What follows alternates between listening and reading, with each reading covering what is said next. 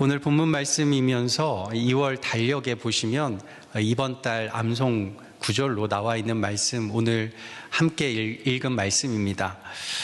레위기 20장 26절 이번 한 주 암송하는 말씀인데 한 번 더 우리 다 같이 암송하는 마음으로 읽어보겠습니다. 내가 또 너희를 나의 소유로 삼으려고 너희를 만민 중에서 구별하였음이니라. 아멘. 내일 월삭 새벽 기도회 헌금은 목적 헌금으로 드립니다. 이번 대학 입시가 끝나고 3월 첫 주가 되면 주일에 예배 혹시 못 드리는 수험생들, 입시생들, 재수생들 있으면 그들을 위해서 주일 오전 8시에 드리는 수험생 예배를 만들려고 해요. 제가 이전에 섬기던 교회에서 이 수험생 예배가 있었습니다. 몇 명 안 모여요. 큰 교회지만 몇 명 안 모였어요. 하지만 정말 위로와 은혜가 정말 컸던 예배였죠. 그래서인지 은혜가 커서 그런지 입시 결과도 아주 좋았어요. 그 반에 들어간 수험생들, 그리고 주님 위에 헌신하고 사회에서도 잘 되는 청년들이 참 많이 배출이 되었습니다. 여러분, 책 중에 그 청년 바보 의사라는 책 혹시 아시는지 모르겠습니다. 읽어보신 분도 많이 계실 거예요. 군의관으로 복무하던 33세에 갑자기 주님 불러가신 안수연 청년 의사 이야기죠. 정말 짧은 생을 살았지만 그 누구보다 진짜 그리스도인답게 살아가고 참 의사로서 살아갔죠. 교회 청년부에서 정말 많이 헌신했고요. 또 사회에서도 참 많이 봉사하고 의료 선교도 참 많이 갔어요. 그분을 통해서 하나님 은혜를 정말 많이 경험한 분들이 많아요. 병원에 청소 아줌마들까지 이분에게 은혜를 받은 게 참 많아요. 그래서 그분 장례식에 4,000명이 넘는 조문객이 찾아왔습니다. 영락교회에 그 장례가 난 것 중에요, 한경진 목사님 장례 때를 제외하고 제일 많이 조문객이 찾아왔던 장례기도 해요. 그래서 교회 성도들이 이구동성으로 이분은 예수 닮은 사람이다, 이런 이야기를 참 많이 했었습니다. 그분이 이 수험생 예배의 일기생이에요. 같은 일기생 중에는 지금 우리 사회에 네로라 하는 이름만 대면 다 아는 분들이 아주 많이 있습니다. 그래서 저도 한번 꿈꿔봅니다. 우리 고척교회에도 세상이 인정하고 머리 숙일 만큼 예수님 닮은 청년들이 많이 일어나기를, 그리고 이번에 시작할 수험생 예배가 그런 예배가 되기를 간절히 한번 꿈꿔보고 소망합니다. 수험생 때는 매일 공부와 씨름하고 또 자신과 씨름하죠. 야곱이 마치 이 야복강가에서 하나님과 씨름하듯이 말이죠. 야곱이 하나님과 씨름한 그 야복강가를 뭐라고 불렀죠? 하나님의 얼굴을 보았다 해서 브니엘이라고 불렀어요. 그래서 입시와 씨름하는 아이들이 주일 아침에 정말 잠시라도 하나님 얼굴을 볼 수 있기를, 그런 예배가 되기를 바라서 브니엘, 하나님의 얼굴 브니엘반이라고 이름을 붙였습니다.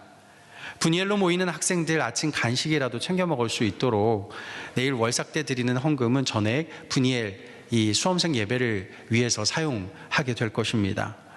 새로 시작하는 수험생 예배를 위해서 많이 기도해 주시고요. 주변에 혹시 수험생들 있으면 뭐 청년 예배, 주일 예배 나오면 당연히 그렇게 예배 드리지만 혹여나 나 입시 공부 때문에 못 나와 하는 청년들이 있으면 정죄하지 마시고 8시 예배 있으니까 이 예배 드리고 주일 성수하면서 또 힘내서 공부하라고 격려해 주시고 또 권면해 주시면 감사하겠습니다. 여러분, 오늘 주일 아침 어떠셨나요? 뭐 집에서 혹시나 야야 빨리 준비해 막 다그치고, 차 안에서 야 좀 조용히 좀 해 소리치고, 그러다가 이 교회문 딱 들어오는 그 순간에 샬롬, 혹시 이러지 않으셨나요? 그런 경우 있잖아요. 막 집에서 자녀들에게, 남편이나 아내에게 막 큰 소리를 치다가 전화가 딱 왔어요. 보니까 교회 권사님, 장로님, 집사님 아니면 목사님이에요. 딱 전화 걸면 어떻게 되죠? 막 소리 지르다가 예 목사님 그러잖아요. 얼마나 예쁜 목소리로, 다소곳한 목소리로 말씀하세요. 이 여러분만 그런 게 아니라 저희도 그래요.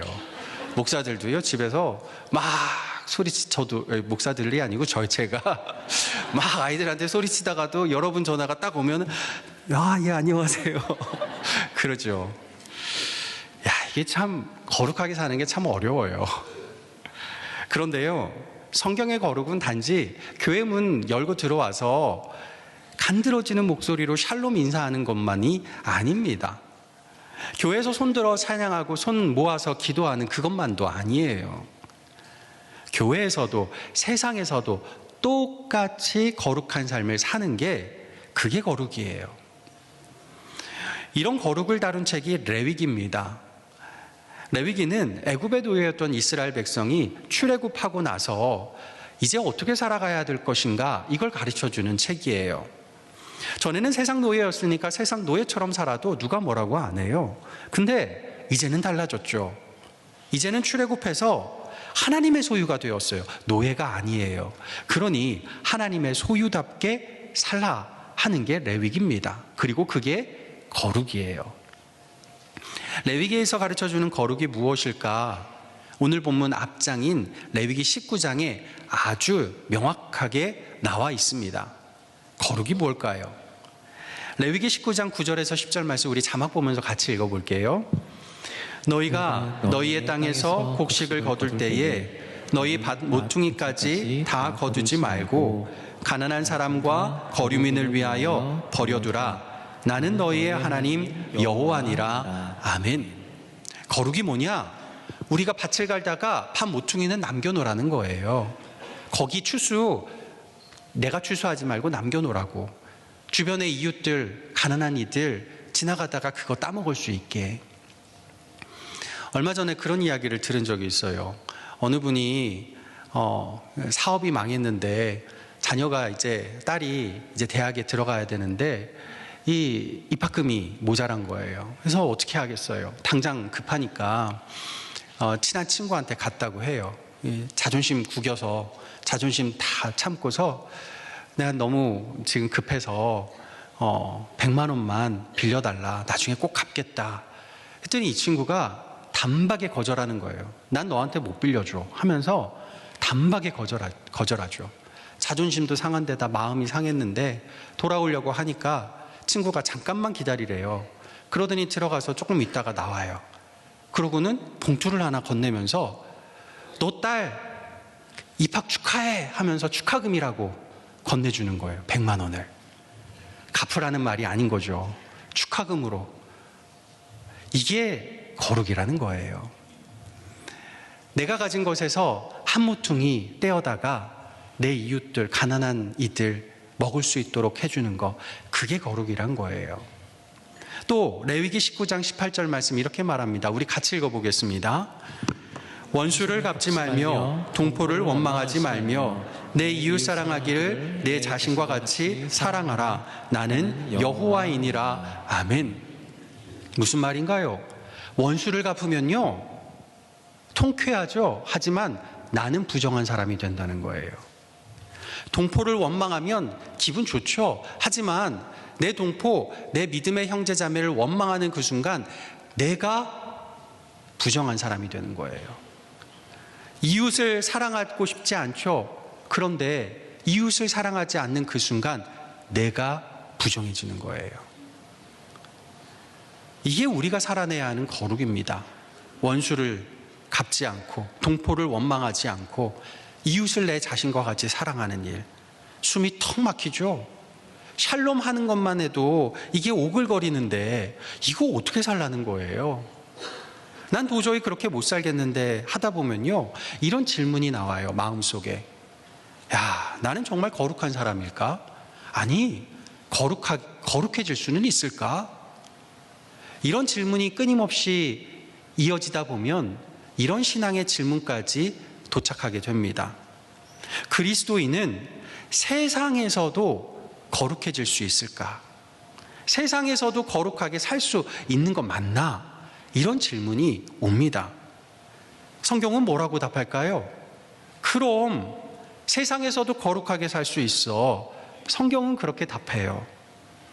바보 의사 안수연 씨처럼 우리도 거룩하게 살아낼 수 있습니다. 레위기 말씀대로 하면 하나님이 거룩하시니 우리도 거룩하게 살 수 있는 줄 믿습니다. 그런데도 이게 쉽지 않잖아요. 쉽지 않아서 이런 말들을 해요. 사람은 안 바뀌어. 사람은 변하지 않아. 하지만요, 이거 예수 믿는 사람은 절대 해서는 안 된 말이에요. 예수 믿는다는 건 거듭났다는 거죠.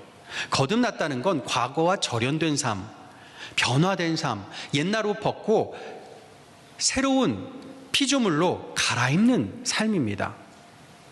안 바뀐다고 말하는 건 변화시키는 하나님 능력을 내가 안 믿는다는 거고요. 우리를 그분의 자녀로 예수님 사람으로 변화시키시는 하나님을 내가 안 믿는다는 말이에요. 예수 안 믿는다는 말이에요. 오늘 본문 앞인 레위기 20장 8절에 뭐라고 하죠? 나는 너희를 거룩하게 하는 여호와임이라 해요. 하나님이 우리를 거룩하게 하신대요. 그러면 우리가 안 바뀌는 거 왜 안 바뀔까요? 하나님 손에 우리 자신을 내어드리질 않아서예요. 엄밀하게 말하면 내어드리고 싶지 않아서죠. 그래서 하나님은 때로 우리 자아를 깨트리십니다. 우리를 무너뜨리십니다. 그제야 우리는 천부여 의지 없어서 손들고 옵니다 고백하죠. 그러면 하나님은 우리를 고치시고 우리를 거룩하게 바꿔가시는 줄 믿습니다. 그렇게 하나님이 우리를 변화시키는 삶이 거룩입니다. 오늘 암송구절에도 너희를 만민 중에서 구별하였느니라 말씀하죠. 하나님은 우리를 세상 만민 중에서 구별해 주셨어요. 세상 사람 누가 보든 야, 너는 다르다. 세상 사람 같지 않아. 이런 말이 나오도록 우리를 변화시키세요. 이게 거룩이고 이게 진짜 예수 믿는 삶인 줄 믿습니다. 한경진 목사님이 영락교회에서 은퇴하시고 남한산성 숲속 외진 곳 조그맣고 허름한 국민주택에 들어가 사셨어요.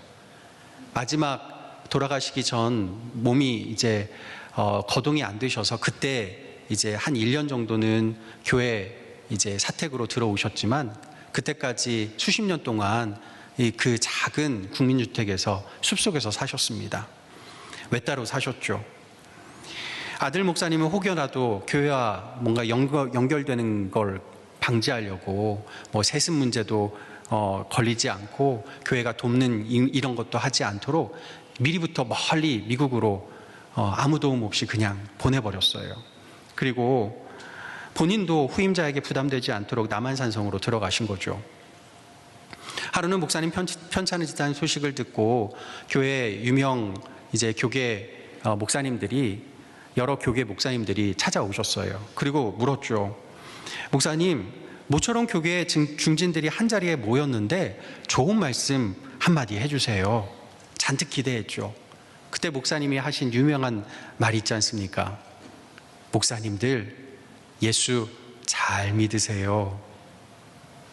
이 말씀은 목사인 저에게도 해당하는 말씀이고요. 여러분에게도 해당하는 말씀입니다.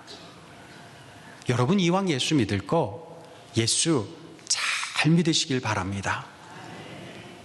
그래서 예수님이 우리를 세상 만민 중에서 구별하신 거룩한 사람으로 변화시키시고 그런 변화된 우리의 모습을 보고 예수님이 그래 너 택하기 잘했다 주님이 자랑할 수 있기를 예수님의 이름으로 간절히 축복합니다.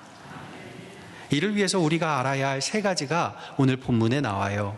그 세 가지 교훈을 한번 찾아보고자 합니다. 첫 번째는요, 거룩은 나를 위한 안전장치라는 거예요. 22절 말씀 우리 같이 읽어볼게요. 너희는 나의 모든 규례와 법도를 지켜 행하라. 그리하여야 내가 너희를 인도하여 거주하게 하는 땅이 너희를 토하지 아니하리라. 아멘. 우리는 흔히 죄를 지으면 하나님이 벌하신다 생각하긴 하곤 합니다. 네, 22절은 거꾸로 말해요. 좀 다르게 말해요. 죄를 지으면 누가 벌한다고요? 땅이 토하여 내친다고 해요. 무슨 말입니까? 거룩하게 살지 않으면 하나님의 심판이 하늘로부터 천둥번개처럼 갑자기 내리는 게 아니고요. 우리가 발딛고 사는 현실, 가정, 직장, 사업이 우리를 견디지 못하고 토해낸다는 거예요. 아담이 죄를 범했을 때 저주를 받은 게 누구죠? 땅이에요. 땅이 저주를 받으니까 아담이 땀 흘려 일해도 가시가 나요. 일할 곳이 없는 거죠. 또 아담의 아들 가인이 동생 아벨을 쳐 죽이고는 땅에다 묻었죠. 가정이 파탄난 땅, 내 아들 죽임당해서 묻힌 땅에서 아버지가 어떻게 살아갈 수 있겠습니까? 살 곳이 없어져요. 하나님이 심판하지 않아도 삶 자체가 심판당한 겁니다. 땅이 토해낸 거예요. 땅이 토해내는 죄가 무엇일까요? 23절에 보면 가나안 족속의 풍속이라고 해요. 단순히 문화 차이나 예절 문제를 말하는 게 아닙니다.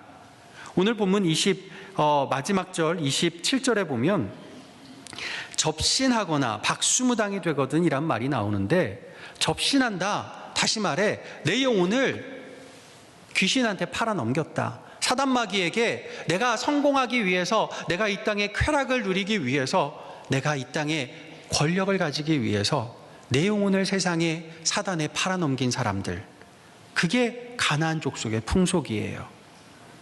하나님을 전혀 계산에 넣지 않은 삶의 방식 전체를 말합니다. 야야, 하나님보다 돈이야. 나만 잘 살면 돼. 내가 살아보니 이게 맞아. 이런 말들이 교회에서 많아지게 되면요, 이게 그 교회의 풍속이 돼버려요. 가나안 풍속이 되는 거죠. 그러면 어디까지 갑니까? 이 이스라엘 백성 어디까지 갔나요? 성공을 위해서라면 자기 자녀까지도 우상에게 제물로 불태워 죽였어요. 이게 어떻게 이런 일이 있습니까? 하나님 믿는다는 백성이 말이죠, 돈이 우상이 되고 성공이 우상이 되고 내가 우상이 되는 풍속, 이게 땅은 너무 역겨워서 토해버리겠다 말하는 거예요. 22절은 이에 대한 해결책을 말해주는 겁니다. 너희가 거룩하면 땅이 너희를 토하지 아니하리라, 이렇게 나오죠. 그러니까 거룩은 하나님이 오늘 기분 나빠하시니까 내가 좀 참고 이번엔 내가 좀 하나님 비위 맞춰드리자, 이런 게 거룩이 아니란 거예요.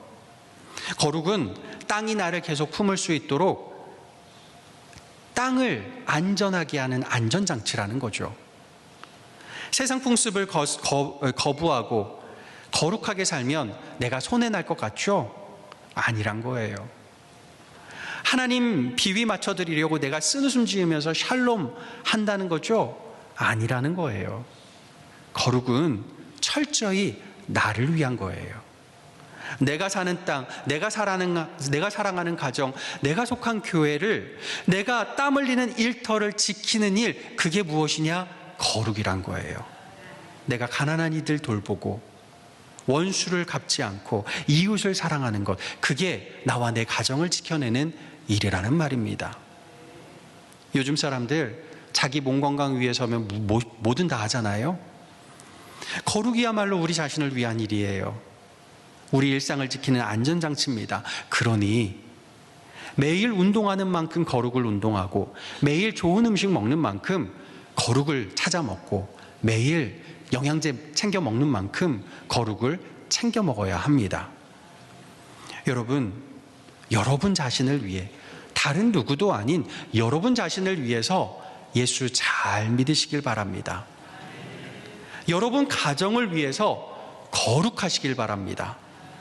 거룩하게 사셔서 여러분 가정과 교회와 일터가 여러분 살기에 좋은 땅 될 수 있기를 예수님의 이름으로 간절히 축복합니다. 두 번째는요, 거룩은 일상의 말씀 훈련입니다. 거룩은 엄청나고 극적인 변화부터 시작하는 게 아니에요. 아주 작은 일상의 가장 작은 부분, 가장 사소한 부분부터 말씀 훈련, 말씀대로 사는 것으로 시작을 해요. 25절에 보면 음식과 관련된 여러 가지 규정이 나옵니다. 어떤 건 먹어도 되고 어떤 건 먹지 말아라 하는 규례들이 나와요. 근데 신약시대를 사는 우리는 이런 규례 안 지키잖아요. 그런 걸 왜 굳이 하나님은 오늘 본문만 아니라 레위기서에 아주 자세하게 적어 놓았을까요? 위생적인 이유 때문에, 영양학적인 이유 때문에? 사실 그런 거 아니에요. 별다른 이유가 없어요. 순종하라고, 순종의 훈련을 하는 거예요. 말씀 훈련. 군대 가면 그런 거 하잖아요. 일부러 그 상사 말 들을 수 있도록, 순종할 수 있도록 어떤 때 가만히 뭐 아무 일도 없는데 이쪽 땅 파서 이쪽에다가 삽으로 이렇게 파라고 하잖아요. 다 파고 나면 뭐예요? 파고 난 거 다시 원상복귀 하라고 또 하잖아요. 아무것도 아닌 일도 평소에 순종할 수 있는지를 훈련해야 진짜 전장에서 순종할 수 있는 거죠. 내 생각과 상관없어도 순종할 수 있는 거죠. 이걸 훈련시키는 거예요.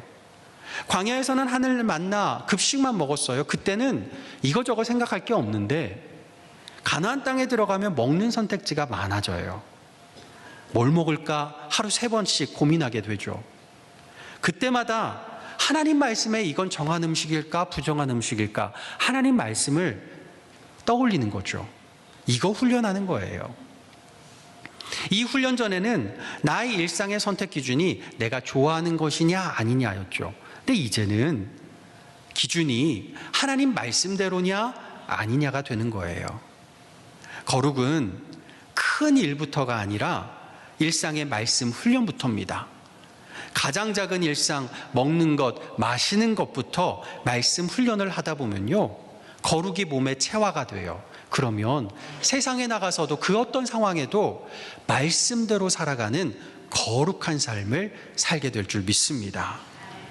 일상에서 꾸준히 말씀 읽고 암송하고 묵상하셔서 세상에서도 거룩한 삶 사시기를 예수님의 이름으로 간절히 축복합니다. 마지막 3번째, 거룩은 하나님이 책임져 주시는 은혜입니다. 26절 말씀 우리 같이 읽어보겠습니다. 너희는 나에게 거룩할지어다. 이는 나 여호와가 거룩하고 내가 또 너희를 나의 소유로 삼으려고 너희를 만민 중에서 구별하였음이니라. 아멘. 거룩에도요 순서가 있다는 겁니다. 하나님은 거룩해라 그러면 내 것이 될 거야, 너는 내 것이 될 거야 이렇게 말하지 않았어요. 너는 내 것이야, 그러니 거룩해라. 순서가 이렇게 돼요. 거룩은 목표가 아니라 결과라는 얘기예요. 억지로 힘써서 내가 성취하는 목표가 아니고요, 내가 누구 소유인지 누구 건지를 기억하면 자연스럽게 나오는 결과라는 얘기예요. 우리가 거룩을 내가 이룰 목표로 생각하면요 100% 지치게 됩니다. 그런 사람이 이런 말을 하는 거죠. 믿음은 믿음이고 현실은 현실이야. 그러나 성경은 말해요. 하나님이 나를 그분의 소유 삼으셨기에 그분이 나를 거룩하게 빚어가신다고요. 내 삶이 내 소유가 아니라 주님 소유임을 고백하면, 그분 손에 다 맡기면 주님이 나를 빚어가시는 거예요. 그러면 거룩은 우리를 지치게 하는 게 아니고요, 우리를 신나게 합니다. 왜 신날까요? 어느 순간 우리 자신을 보니까 와, 내가 이렇게나 바뀌었어? 내가 이렇게나 변했어? 내가 깜짝 놀라는 거죠. 내가. 그러고 나면 내 몸에서 내 삶에서 하나님의 역사를 깨닫게 돼요. 아까 찬양대가 부른 찬양처럼 이 모든 것이 은혜라 고백하며 신나게 됩니다. 여기서 소유라는 말을 쓰는데요, 레위기서에서 이 소유라는 말은 특별한 의미를 담고 있습니다. 레위기 27장을 보면 하나님께 드린 것이 나오는데, 하나님께 드린 것은 지극히 거룩하게 되어서 하나님의 특별한 보호를 받게 된다고 나와요. 아무도 함부로 다루거나 대할 수 없다는 거죠. 남의 물건 함부로 대하면 안 되죠. 함부로 만지면 안 되죠. 하물며 하나님의 물건을, 하나님의 소유를 함부로 대한다? 그건 하나님을 함부로 대하는 거예요. 그러니까 여러분 자신을 누군가가 함부로 대하거나 여러분 옆 사람을 함부로 대하는 말 절대로 하셔서는 안 돼요. 그게 바로 하나님을 함부로 하는 것입니다. 그만큼 하나님께서 그분의 소유된 우리를 특별한 보호 가운데, 자신을 함부로 대하면 어떻게 하시겠어요? 오늘 본문 끝절에 보면 그들 피가 자기들에게로 돌아가게 하겠다 말씀하세요. 그 정도로 하나님은 가만두지 않으시겠다 말씀하시는 겁니다. 특별한 보호를 해주신다는 거예요.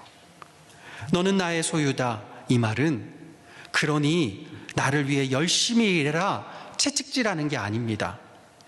내가 끝까지 책임질 테니 너는 내 곁에만 붙어 있어라 이 말이에요. 우리에게 쾅쾅 우리 마음에 찍으신 하나님의 은혜 도장입니다. 이 은혜가 우리 마음에 찍혀 있는 한 우리가 아닌 주님으로 말미암아 우리는 거룩하게 변해갈 줄 믿습니다. 말씀을 마무리합니다. 그리스도인은 세상에서도 거룩하게 살 수 있을까요? 네, 거룩하게 살 수 있습니다. 왜요? 거룩은 우리를 위한 안전장치이기 때문이고, 일상의 말씀 훈련만으로도 시작할 수 있기 때문이고, 무엇보다 하나님이 책임져 주시는 은혜이기 때문인 줄 믿습니다. 이 한 주 우리 모두 예수 잘 믿길 원합니다. 주님이 원하시는 거룩한 삶, 교회에서도 세상에서도 살아 누리시사 하나님이 우리를 잘 택했다. 예수님이 그래, 널 위해 내가 십자가 달려 죽었는데 내가 정말 잘한 일이야. 주님이 칭찬하시고 자랑하시는 은혜 있기를 예수님의 이름으로 간절히 축복합니다.